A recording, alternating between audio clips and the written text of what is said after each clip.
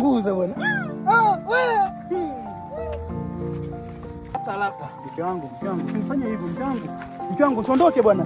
Mke wangu mahini hao bwana, unapeleka wapi mke wangu? Mimi nitaje. Sehemu husika wewe nenda nitakukomesha. Utakaa urudie. Nisikize basi. Sikia dada. Mimi bwana sikia basi kwanza. Mimi hapo ninavyoona mimi ninavuta. Usifanyie mazingira mimi. Yaani mimi okay, kwa nini nipite mara moja one time? Nione shemeji yangu kitu gani ambacho tunaweza tukazungumza. Bwana shemeji wewe umepita hapa bwana.